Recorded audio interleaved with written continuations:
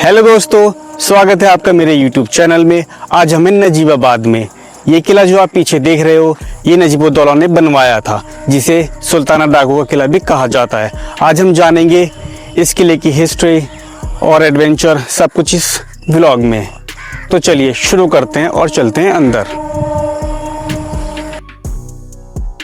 तो दोस्तों, सबसे पहले हिस्ट्री क्लास, लेकिन बोरिंग नहीं, प्रॉमिस।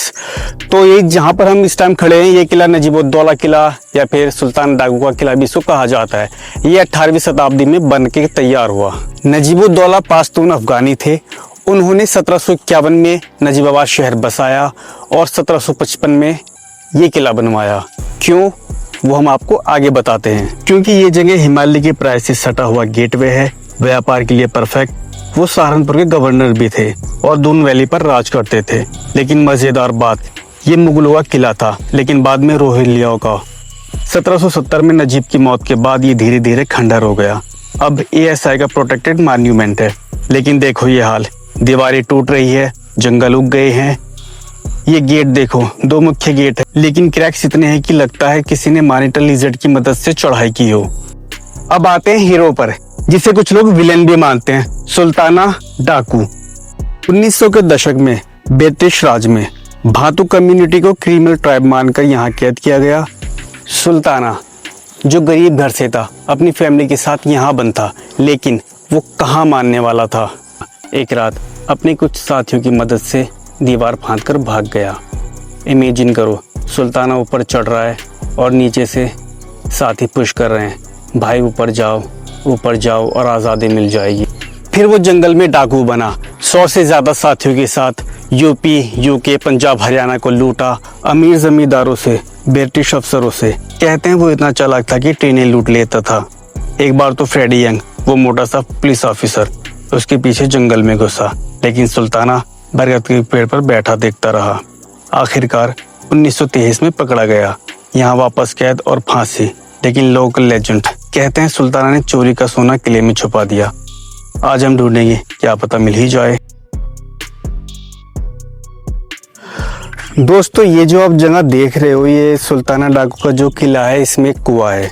कहा जाता है कि सुल्ताना डाकू अमीरों से खजाना लूटने के बाद सोना, चांदी, जेवरात जो भी होते थे, वो गरीबों में बांट देता था। फिर जो भी बचता था वो इस कुएं के अंदर दफन कर देता था।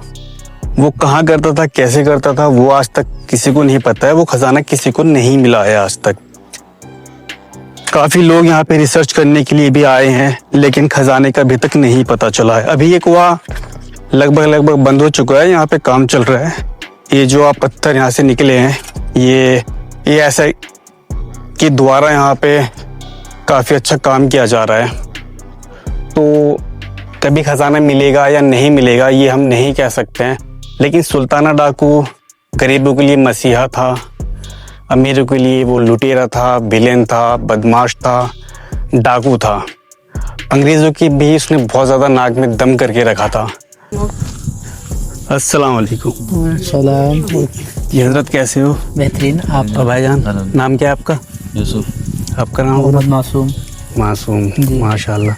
अच्छा, हम यहाँ पे घूमने के लिए आए थे। सुल्ताना डाकू के नाम से फेमस है, नजीबुद्दौला ने ये किला बनाया था।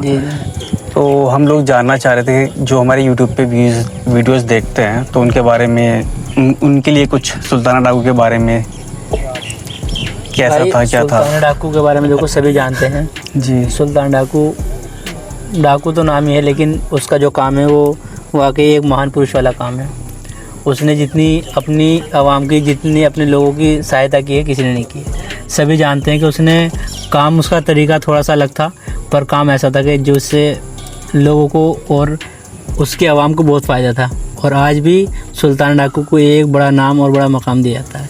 छोटी सी निशानी हमारे नजीबाबाद में है, इसके लिए हमें बड़ी खुशी की बात है कि हमारे यहाँ पे कुछ है।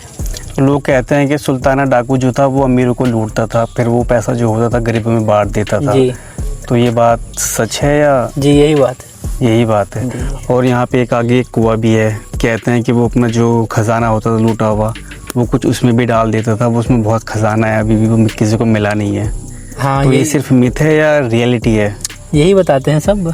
हमारे बड़े भी यही बात बताते हैं कि ये जो पीछे हौज है वहाँ पे, जी, आपने देखी होगी, वहाँ पे उसके अंदर जाके रास्ता था, उसके अंदर जाने की वजह से वहीं पे उसका आने जाने का हिसाब था और वहीं रखता था वो अपने। अच्छा, सारा खजाना वही। जी जी जी। और गरीबों को जो ज़रूरत होती थी वो उनकी पूरी करता था, बिना मांगे सबकी ज़रूरत पूरी करता था। और अंग्रेज़ों के बारे में भी कहते हैं कि उसने बहुत परेशान किया है, पकड़ा नहीं गया, काफ़ी को मारा भी है उसने। अंग्रेज़ों के बारे में तो ये बात आती है कि जब सुल्तान रहमतुल्लाह अलैह का इंतकाल की खबर आई तो फिर उस वक्त अंग्रेज़ों ने सांस ली सुकून की और ये कहा कि अब हम हिंदुस्तान को कब्ज़ा कर लेंगे, अब कोई नहीं बचा सकता हमसे। तो ये पावर है सुल्तान डाकू। चलो जी, तो बताने के लिए बहुत बहुत शुक्रिया।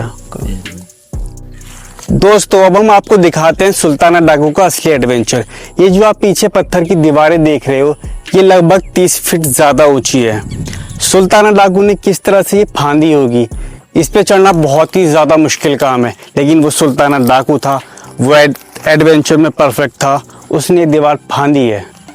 ये जगह अब ज़्यादातर खाली है। यहाँ के लोकल्स बताते हैं कि यहाँ से भी रात में भूतों की डरावनी आवाज़ सुनाई देती है। हो सकता है सुल्ताना ने यहाँ पे अपना खजाना छुपाया हो। ढूंढे क्या भाई? ये देख सकते हो आप कितनी खतरनाक जगह है। आगे लगभग बिल्कुल ब्लॉक हो चुका है। यहाँ पे कुछ पेड़ खड़े हुए हैं और यहाँ पे कुछ झाड़ियाँ हैं। हो सकता है खजाना मिल जाए, लेकिन भाई हम इतना रिस्क नहीं ले सकते हैं। तो दोस्तों ये टिप था नजीबाबाद किला, सुल्ताना डाकू का किला। इतिहास, एडवेंचर और फन का परफेक्ट मिक्स। अगर यहाँ आओ तो सावधानी से, लेकिन मिस मत करना। ASI को थैंक्स, लोकल्स को थैंक्स, और कमेंट्स में बताओ सुल्ताना हीरो था या विलेन। मिलते हैं नेक्स्ट व्लॉग में, तब तक के लिए धन्यवाद।